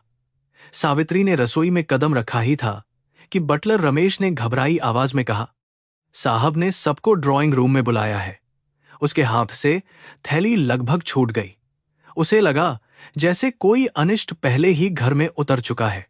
वह ड्राइंग रूम पहुंची तो देखा अरविंद कुर्सी पर बैठे हैं, आंखें लाल हैं और मेज पर तिजोरी की खुली सूची पड़ी है। कविता ने सबके सामने घोषणा की कि तिजोरी से 15 लाख रुपये नकद और नंदिनी की हीरे की एक पुरानी चूड़ी गायब है। कमरे में सन्नाटा फैल गया। गरीब नौकरों के चेहरों पर भय उतर आया, क्योंकि बड़े घर में चोरी होने पर सबसे पहले उनकी जेबें नहीं, आत्माएं टटोली जाती हैं। अरविंद ने किसी का नाम नहीं लिया, पर उसकी आंखें सावित्री पर टिककर तुरंत हट गईं। सावित्री ने यह छोटी सी हरकत देख ली। विश्वास टूटने की आवाज बाहर नहीं आती, पर भीतर पूरा घर गिर जाता है। उसे लगा जैसे उसके पैरों के नीचे का संगमरमर अचानक दलदल बन गया हो। कविता ने लंबी सांस लेकर कहा, कल रात तक घर में सब ठीक था, पर कुछ लोग पुराने कागजों और रहस्यों में बहुत रुचि ले रहे थे। ऐसे लोग कब धन में रुचि ले ले, कहा नहीं जा सकता। यह वाक्य सीधे सावित्री पर फेंका गया था। वह कांपी नहीं, पर उसका चेहरा सफेद पड़ गया। उसने दोनों हाथ जोड़कर कहा, मेम साहब, मैंने कुछ नहीं लिया। मैं भगवान की सौगंध खाती हूं। कविता हंसी। भगवान का नाम चोर भी लेते हैं। सवाल सौगंध का नहीं, सबूत का है। उस हंसी में वही घमंड था जो निर्धन की प्रार्थना को भी चाल समझता है। अरविंद चुप रहा। यही चुप्पी सावित्री को सबसे अधिक चुभी। जिस आदमी ने अपनी आंखों से उसे पहली बार खुली तिजोरी से दूर रहते देखा था, वही अब परिवार के सामने मौन होकर उसे गिरने दे रहा था। उसने उसकी ओर देखा, जैसे कह रही हो कि आप सत्य जानते हैं। अरविंद ने नजरें झुका लीं। वह भीतर से जानता था कि सावित्री ने पहले चोरी नहीं की थी, पर यह भी सोच रहा था कि बेटे की बीमारी, पैसों की मजबूरी और अपमान ने शायद उसे बदल दिया हो। संदेह जब लौटता है तो पुराने विश्वास को भी साथ बहा ले जाता है। रमेश बटलर ने कहा कि सभी नौकरों के कमरों और थैलियों की तलाशी ली जाएगी। सावित्री ने विरोध नहीं किया। उसने अपनी कपड़े की थैली स्वयं आगे रख दी। उसमें अस्पताल की पर्ची, गोपाल की दवा, आधी सूखी रोटी, मोहन की पुरानी फोटो और तुलसी की माला थी। कविता ने एक एक चीज उठाई, जैसे हर वस्तु में अपराध छिपा हो। जब मोहन की तस्वीर निकली, कविता की आंखों में क्षण भर के लिए असहजता आई। फिर उसने व्यंग्य से कहा, मर चुके लोगों के नाम पर भी कितना नाटक होता है। सावित्री के भीतर आग लगी, पर उसने होंठ भींच लिए। इंकरिंग पेटर के अभी तलाशी में कुछ नहीं मिला। फिर भी कविता रुकी नहीं। उसने आदेश दिया कि सावित्री के घर की भी जांच होगी। यह सुनते ही सावित्री का चेहरा तमतमा उठा। मेरे घर में बीमार बच्चा है मेम साहब, वहां अपमान ले जाकर मत रखिए, उसने कहा। कविता ने कठोर स्वर में उत्तर दिया। यदि छिपाने को कुछ नहीं तो डर किस बात का। अरविंद ने धीमे से कहा, कविता, अभी यह आवश्यक नहीं। पर उसकी आवाज में दृढ़ता नहीं थी। सावित्री समझ गई कि घर में उसका कोई नहीं है। गरीब आदमी की ईमानदारी भी तब तक मान्य है जब तक अमीर को सुविधा दे। उसी समय मीरा गेट पर पहुंची। अस्पताल से खबर भेजने कोई नहीं था, इसीलिए वह मां को बुलाने आई थी। गार्ड ने उसे अंदर रोक लिया, पर हंगामे की आवाज सुनकर वह बरामदे तक चली आई। उसने अपनी मां को सबके सामने खड़ा देखा, थैली खुली हुई, आंखों में अपमान का नमक। मीरा का चेहरा पीला पड़ गया। मां, क्या हुआ? उसने कांपते हुए पूछा। सावित्री ने तुरंत आंचल से आंसू पोंछे और कहा, कुछ नहीं बेटी, बस काम की बात है। पर बच्चे झूठ का अर्थ शब्दों से नहीं, हवा से समझ लेते हैं। मीरा की आंखें सीधे कविता पर टिक गईं। कविता ने लड़की को देखा और बोली, इसे किसने अंदर आने दिया? यह कोई धर्मशाला नहीं है। मीरा ने डरते हुए भी कहा, मेरी मां चोर नहीं है। कमरे में कुछ लोगों ने सांस रोक ली।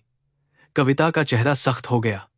तुम्हारी मां ने तुम्हें यही सिखाया है कि बड़ों से बहस करो, मीरा ने मां का हाथ पकड़ लिया। सावित्री को लगा जैसे उसकी बच्ची अचानक बड़ी हो गई है और वह स्वयं छोटी हो गई है। उसने मीरा को पीछे किया, पर अपमान की आंच अब बेटी तक पहुंच चुकी थी। यही वह क्षण था जिसने सावित्री की आत्मा को भीतर से झकझोर दिया। अरविंद ने पहली बार थोड़ा तेज स्वर में कहा, बच्ची को बाहर ले जाओ, यह उसके सामने नहीं होना चाहिए। सावित्री ने कड़वाहट से उसकी ओर देखा। जो बात उसके पिता के साथ हुई, वह भी शायद बच्चों के सामने नहीं होनी चाहिए थी। साहब, पर उसका असर तो उनकी पूरी जिंदगी पर पड़ा। अरविंद यह सुनकर सन्न रह गया। कविता ने तुरंत कहा, देखा भैया, यह औरत धमकी दे रही है। सावित्री ने शांत पर कांपती आवाज में कहा, मैं धमकी नहीं देती मेम साहब, मेरे पास शक्ति नहीं है। मैं केवल सत्य की बात करती हूं और वही आपको डराता है। तलाशी के बाद भी जब कुछ न मिला तो कविता ने पुलिस बुलाने की बात की। रमेश घबराया, नौकरानियां रोने लगीं और गोविंद काका दीवार से टिककर खड़े रहे। अरविंद ने पुलिस का नाम सुनते ही आंखें बंद कर लीं। उसे मोहन की घटना याद आई। कागज, बयान, वकील और गरीब आदमी की मुहर लगी बर्बादी। क्या इतिहास फिर उसी घर में दोहराया जा रहा था? पर इस बार वह रोक सकता था। फिर भी उसका साहस परिवार की नजरों, कंपनी की प्रतिष्ठा और बहन की चीखों के नीचे दबता जा रहा था। कायरता अक्सर चुप्पी का सभ्य नाम पहन लेती है। सावित्री ने धीरे से कहा, पुलिस बुलाइए साहब, मैं डरूंगी नहीं। पर पहले आप यह भी कहिए कि आपने कुछ दिन पहले खुद तिजोरी खुली छोड़ी थी, मुझे परखने के लिए। कहिए कि मैंने तब 1 रुपया नहीं छुआ था। सबके सामने कहिए। कमरे में भारी मौन छा गया। अरविंद के चेहरे पर लज्जा कौंधी रोहन, जो अभी अभी भीतर आया था, दरवाजे पर ठिठक गया और हंस पड़ा। वाह पापा, गरीबों की परीक्षा, और अब परिणाम पसंद नहीं आया तो दूसरा पेपर। उसकी हंसी में नशा भी था और कटाक्ष भी। कविता ने रोहन को डांटा, तुम चुप रहो। रोहन ने बिखरे बालों में हाथ फेरा और सावित्री की ओर देखकर कहा, भाई, तुम्हें पता है, इस घर में जो जितना गरीब है उतना ही संदिग्ध है, और जो जितना अमीर है उतना ही सम्मानित चोर। यह सुनते ही अरविंद गरज उठा। बस, रोहन ने पिता की ओर देखा। क्यों? सच से दिक्कत है? आपने मां को भी चुप्पी में खोया, अब इस औरत को भी कागजों में गाड़ दीजिए। कमरे में नंदिनी का नाम आते ही सबकी सांसें जैसे थम गईं। सावित्री ने पहली बार रोहन की आंखों में देखा। वहां क्रोध था, पर कहीं गहरा अपराधबोध भी चमक रहा था। वह समझ नहीं पाई क्यों। कविता ने जल्दी से विषय बदलते हुए कहा कि चोरी रात में हुई है और घर में उसी समय कुछ नौकरों की आवाजाही थी। उसने सुरक्षा कैमरा देखने की मांग की। अरविंद ने तुरंत स्क्रीन मंगवाई। रिकॉर्डिंग खोली गई। आधी रात के बाद गलियारे में हल्की छाया दिखी। फिर कैमरा कुछ मिनट के लिए बंद हो गया। तकनीशियन ने कहा कि सिस्टम में गड़बड़ी हुई होगी। कविता ने तुरंत कहा, कितनी सुविधाजनक गड़बड़ी है? सावित्री ने पूछा, क्या कैमरा हमेशा चलता है? साहब, अरविंद ने उसकी ओर देखा। उसे प्रश्न का अर्थ समझ आया। जिस कैमरे से उसने उसकी परीक्षा ली थी, वह चोरी की रात क्यों बंद था? यह संयोग था या किसी ने जानबूझकर किया? रोहन ने सिगरेट निकालनी चाही, पर हाथ कांप रहे थे। कविता ने उसकी ओर तीखी निगाह डाली। सावित्री ने कुछ नहीं कहा, पर उसकी आंखें अब केवल बचाव नहीं कर रही थीं, वे देख रही थीं। अपमान मनुष्य को तोड़ता है, पर कभी कभी उसकी दृष्टि भी तेज कर देता है। मीरा ने धीरे से मां के कान में कहा कि अस्पताल से डॉक्टर ने बुलाया है, गोपाल को तुरंत दवा चाहिए। सावित्री का दिल फट गया। यह वह चोरी के आरोप में खड़ी थी। वहां उसका बेटा सांस के लिए लड़ रहा था। उसने अरविंद से कहा, साहब, मुझे जाने दीजिए। बच्चा अस्पताल में है। पुलिस बुलानी हो तो मैं लौट आऊंगी, मैं भागूंगी नहीं। कविता ने तुरंत कहा, भागने का यही तो बहाना है। सावित्री ने बेटी का हाथ कसकर पकड़ा। जिस मां का बच्चा अस्पताल में हो, वह भागती नहीं, दौड़ती है। फर्क समझना भी मनुष्य होने की शर्त है। अरविंद के चेहरे पर दर्द उभरा। उसने ड्राइवर को कार लाने का आदेश दिया। कविता ने विरोध किया, पर उसने पहली बार कठोर स्वर में कहा, चुप रहो। यह शब्द कमरे में नए थे। सावित्री ने कार लेने से इनकार किया। मैं ऑटो से चली जाऊंगी, उसने कहा।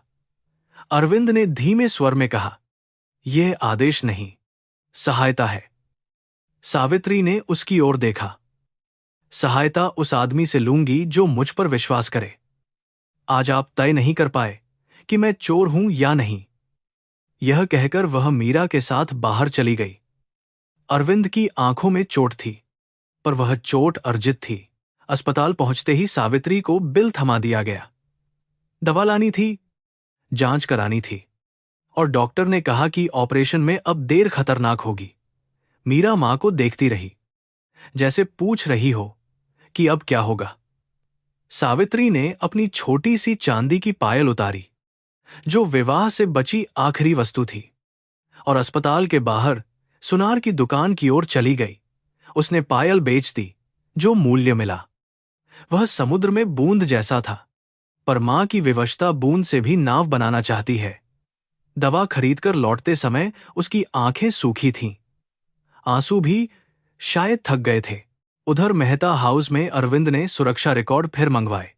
उसने तकनीशियन से कड़े स्वर में पूछा कि कैमरा कैसे बंद हुआ। जवाब मिला कि अंदरूनी पैनल से सिस्टम रोका गया था, किसी बाहरी खराबी से नहीं। यह सुनते ही अरविंद की भौहें सिकुड़ गईं। पैनल का पासकोड घर के केवल 4 लोगों को पता था, अरविंद, कविता, रोहन और पुराना सुरक्षा प्रमुख। उस रात सुरक्षा प्रमुख छुट्टी पर था। अरविंद की नजर अनायास रोहन के कमरे की ओर गई। पिता का हृदय बेटे पर शक करने से पहले स्वयं पर प्रहार करता है, पर शक एक बार जन्म ले तो संबंधों की गोद में भी पलता है। कविता ने शाम तक यह कहानी पूरे घर में फैला दी कि सावित्री तलाशी के बाद घबराकर अस्पताल भागी। उसने यह नहीं कहा कि बच्चे की हालत नाजुक थी। अफवाहें हमेशा सच की रीढ़ तोड़कर चलती हैं। नौकरों के बीच सावित्री का नाम अब फुसफुसाकर लिया जा रहा था। किसी ने कहा गरीब मां बच्चे के लिए कुछ भी कर सकती है। किसी ने कहा मालकिन ठीक कहती है।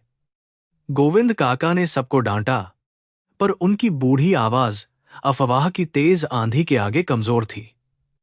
मेहता हाउस में सावित्री का चरित्र अब अदालत बन चुका था, और जज वे थे जिनके हाथ साफ नहीं थे। रात को रोहन अपने कमरे में बेचैन घूमता रहा। उसने अलमारी खोली, फिर बंद की। फोन लगातार बज रहा था। स्क्रीन पर अज्ञात नंबर चमकते रहे। उसने शराब का गिलास उठाया, पर पी नहीं पाया। उसे सावित्री की बच्ची की आंखें याद आ रही थीं। मेरी मां चोर नहीं है। यह वाक्य उसे काट रहा था। उसने अपने जीवन में कई झूठ बोले थे, कई उधार लिए, कई वादे तोड़े, पर किसी बच्चे की आंखों में अपना अपराध पहली बार देखा था। वह बिस्तर पर बैठ गया और सिर पकड़ लिया। पाप का भार तब सबसे अधिक होता है जब वह किसी निर्दोष के माथे रखा जाए। कविता देर रात उसके कमरे में आई। दरवाजा बंद करके उसने धीमे स्वर में पूछा, पैसा कहाँ है? रोहन ने झुंझलाकर कहा, आपको इससे मतलब नहीं। कविता की आवाज फुसफुसाहट थी, पर उसमें आदेश था। मुझे सबसे मतलब है। तुम्हारे कर्जदार घर तक आ जाएंगे तो परिवार की इज्जत मिट्टी में मिलेगी। अभी सबसे आसान रास्ता वही है जो चल रहा है। बाई पर शक है, शक को आरोप बनने दो। रोहन ने उसे देखा, और अगर पापा ने कैमरा देख लिया? कविता मुस्कुराई। तुम्हारे पापा सत्य से अधिक परिवार से डरते हैं, हमेशा डरते आए हैं। रोहन ने कांपते स्वर में कहा, वह औरत चोर नहीं है। कविता ने ठंडे स्वर में कहा, इस घर में कौन क्या है यह हम तय करते हैं। मोहन भी दोषी नहीं था, फिर कागजों में दोषी बना। दुनिया कागज पढ़ती है, आत्मा नहीं। यह सुनते ही रोहन जैसे पत्थर हो गया। उसे बचपन से दुर्घटना की अधूरी बातें सुनाई गई थीं, पर इतने स्पष्ट शब्दों में कभी नहीं। कविता ने महसूस किया कि वह अधिक बोल गई है। उसने तुरंत बात मोड़ी। जो हुआ परिवार बचाने के लिए हुआ, अब भी वही करना है। पर उसके शब्द रोहन की चेतना में जहर की तरह उतर चुके थे। अस्पताल की बेंच पर सावित्री ने रात काटी। गोपाल की दवा से सांस कुछ संभली थी, पर ऑपरेशन की तारीख बिना जमा रकम के नहीं मिल सकती थी। मीरा मां के कंधे पर सिर रखे सो गई। सावित्री ने दोनों बच्चों को देखा और मन में मोहन से बात की। तुमने किसे बचाया था?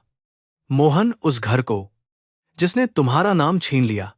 क्या तुम्हारी चुप्पी हमारी परीक्षा थी, या तुम्हारी मजबूरी? कोई उत्तर नहीं आया। अस्पताल की रोशनी सफेद और निर्दयी थी, पर उसी रोशनी में उसने निर्णय लिया कि वह कल फिर जाएगी, भागकर अपने पति की स्मृति को दूसरी बार दोषी नहीं होने देगी। सुबह वह मेहता हाउस लौटी तो गेट पर पुलिस की जीप खड़ी थी। उसके कदम ठिठक गए। मीरा उसके साथ थी, क्योंकि अस्पताल में पड़ोसन बैठी थी। कविता बरामदे से नीचे उतरी और संतोष भरी आवाज में बोली, अच्छा हुआ तुम आ गईं। इंस्पेक्टर साहब तुमसे कुछ प्रश्न करेंगे। सावित्री ने भीतर उठते भय को रोका। पुलिस की वर्दी गरीब को कानून से पहले सजा की याद दिलाती है। उसने मीरा को पीछे किया और कहा, मैं उत्तर दूंगी, पर मेरी बेटी सामने नहीं रहेगी। इंस्पेक्टर ने उसे ऊपर से नीचे तक देखा, जैसे अपराध गरीबी की सिलवटों में मिल जाएगा। प्रश्न शुरू हुए। कल कहाँ थी? रात में कब गई? तिजोरी के बारे में क्या जानती है? बच्चे की बीमारी का खर्च कितना है? क्या उसे पैसे की जरूरत थी? सावित्री हर उत्तर साफ देती रही। जब इंस्पेक्टर ने पूछा कि क्या उसने कभी तिजोरी खुली देखी है, कमरे में अरविंद का चेहरा बदल गया। सावित्री ने उसकी ओर देखा, फिर कहा, हां, एक बार खुली देखी थी, मैंने बंद कर दी थी। साहब जानते हैं। सबकी नजर अरविंद पर गई। अब उसके पास चुप रहने का अवसर नहीं था। उसने धीमे पर स्पष्ट स्वर में कहा, यह सच है, उसने उस दिन कुछ नहीं लिया था। यह स्वीकारोक्ति कमरे में पत्थर की तरह गिरी। कविता का चेहरा तना, इंस्पेक्टर की आंखें बदल गईं और सावित्री की पलकों पर आंसू आ गए।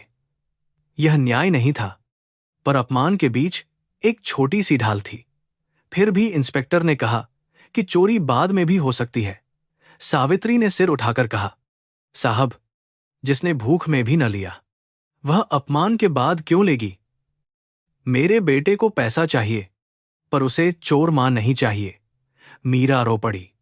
अरविंद ने उस बच्ची की ओर देखा और उसके भीतर नंदिनी की खोई हुई संतान का चेहरा उभर आया। कर्म अजीब रास्तों से दर्पण दिखाता है। तभी अकाउंटेंट ने आकर बताया कि गायब चूड़ी का बीमा रिकॉर्ड पुराना है और वह महीनों पहले मरम्मत के लिए जौहरी को भेजी गई थी। कविता ने तुरंत कहा कि उसे याद नहीं रहा, पर नकद रकम अब भी गायब थी। अरविंद ने कड़े स्वर में पूछा कि तिजोरी आखिरी बार किसने खोली? अकाउंटेंट ने बताया कि पिछले सप्ताह अरविंद ने। फिर अगले दिन रोहन ने कुछ दस्तावेज लेने के नाम पर कमरे में समय बिताया था। रोहन उस समय कमरे में नहीं था। इंस्पेक्टर ने उसका नाम नोट किया। कविता ने बात काटनी चाही, पर अरविंद ने उसे रोक दिया। पहली बार हवा थोड़ी बदलती हुई लगी। रोहन को बुलाया गया। वह देर से आया। आंखें सूजी थीं। इंस्पेक्टर ने साधारण प्रश्न पूछे, पर उसके उत्तर टूटे हुए थे। उसने कहा कि उसे पासकोड नहीं मालूम। फिर याद दिलाने पर बोला कि कभी कभी पिता ने उसे बताया था। उसने कहा कि वह रात घर में नहीं था, पर गार्ड की सूची में उसका प्रवेश आधी रात के बाद दर्ज था। कमरे में तनाव बढ़ गया। सावित्री सब देख रही थी। वह चाहती तो उस पर उंगली उठा सकती थी, पर उसने चुप्पी रखी। अन्याय सहने वाला हर बार प्रतिशोधी नहीं हो जाता। कभी कभी वह दूसरों के पतन में भी दया खोजता है। तेल ही। इंस्पेक्टर ने रोहन से सख्ती की तो वह भड़क उठा। हां, मैं आया था। हां, मुझे पैसे चाहिए थे, पर मैं चोर नहीं हूं। कविता ने तुरंत कहा, बच्चा परेशान है, आप उसे अपराधी की तरह मत पूछिए। सावित्री ने भीतर से एक कटु मुस्कान महसूस की। उसके लिए यही प्रश्न अपराध सिद्ध करने को पर्याप्त थे, पर रोहन के लिए वे परेशानी कहलाए। समाज में न्याय भी कपड़े देखकर भाषा बदल लेता है। अरविंद ने बेटे की ओर देखा। सच बोलो, रोहन, यह आदेश नहीं, टूटे हुए पिता की प्रार्थना थी। रोहन की आंखें भर आईं, पर उसने सिर फेर लिया। जांच अधूरी रही। पुलिस ने कहा कि सब पर नजर रखी जाएगी और कोई भी घर छोड़कर नहीं जाएगा। सावित्री ने कहा कि उसे अस्पताल जाना होगा। इंस्पेक्टर ने अनुमति दी, पर कविता ने तिरस्कार से कहा, नाटक जारी है। सावित्री ने उत्तर नहीं दिया। वह बाहर निकली तो अरविंद पीछे आया। उसने धीरे से कहा, मैंने आज तुम्हारे पक्ष में सच कहा। सावित्री ने थकी आंखों से देखा। साहब, सच मेरा पक्ष नहीं, अपना पक्ष होता है। उसे कहने में इतना समय क्यों लगा? अरविंद के पास फिर कोई उत्तर नहीं था। कुछ प्रश्न ऐसे होते हैं जो आदमी की पूरी उम्र को कटघरे में खड़ा कर देते हैं। अस्पताल जाते हुए मीरा ने पूछा, मां, क्या बड़े लोग झूठ बोलते हैं तो भगवान देखता है? सावित्री ने रिक्शे की कांपती सीट पर बेटी का हाथ पकड़ा।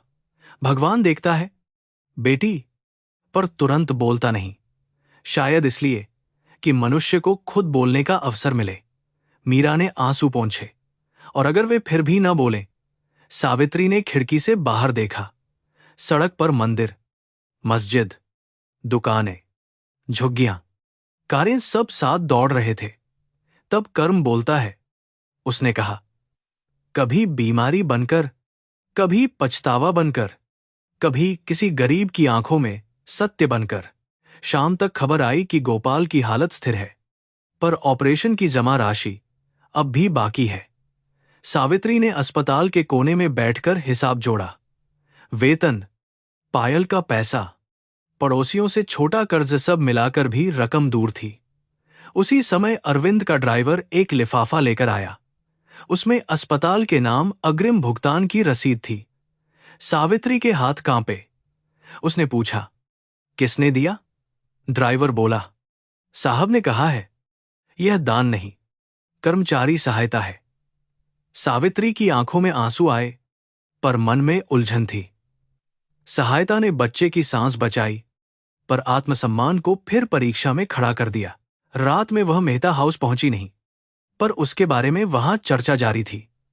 अरविंद ने रोहन के बैंक विवरण मंगवाए और उनमें अजीब निकासी तथा जुए से जुड़े संदिग्ध लेन देन मिले। कविता बार बार हस्तक्षेप करती रही, पर अब अरविंद की आंखों में थकान के साथ दृढ़ता भी थी। उसे समझ आने लगा था कि जिस गरीब स्त्री पर वह संदेह कर रहा था, वह शायद इस घर की सबसे साफा आत्मा है। और जिन पर रक्त का अधिकार था, वे धन की दीवारों के पीछे अपने अपने अपराध छिपाए बैठे थे। तिजोरी से गायब रकम अब परिवार का दर्पण बन चुकी थी। आधी रात को रोहन अपने पिता के कमरे में आया। उसके हाथ कांप रहे थे। उसने कहा, पापा, मुझे आपसे बात करनी है। अरविंद ने उसे बैठने को कहा। रोहन की आंखों में भय और पश्चाताप दोनों थे, पर शब्द बाहर नहीं आ रहे थे।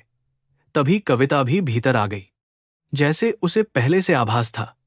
उसने रोहन के कंधे पर हाथ रखा और कहा, जो कहना है सोचकर कहना। कुछ बातें कह देने से वापस नहीं ली जाती। रोहन ने उसकी ओर देखा। उसे पहली बार अपनी बुआ का हाथ स्नेह नहीं, बेड़ी लगा। बाहर कहीं बिजली कड़की। घर के भीतर दबे अपराधों पर आकाश ने मानो मुहर लगा दी। रोहन ने कुछ नहीं कहा। वह उठकर चला गया। अरविंद ने कविता को देखा। तुम उससे क्या छिपा रही हो? कविता ने शांत चेहरा बनाकर कहा, मैं उसे बचा रही हूं, जैसे हमेशा इस परिवार को बचाया है। अरविंद ने धीमे स्वर में कहा। किस कीमत पर? कविता की आंखें ठंडी हो गईं। कीमत वही देते हैं जिनके पास खोने को कुछ होता है। मोहन जैसे लोग तो वैसे भी मिट्टी में मिल जाते हैं। यह सुनते ही अरविंद की आत्मा तक काम गई। उसे लगा, इतने वर्षों से वह अपनी बहन को समझदार मानता रहा, पर उसके भीतर करुणा की जगह पत्थर था। शायद वही पत्थर अब पूरे घर पर गिरने वाला था। सुबह होने से पहले अरविंद ने तिजोरी फिर खोली। वह खाली जगह देखता रहा जहां नकद रखा था।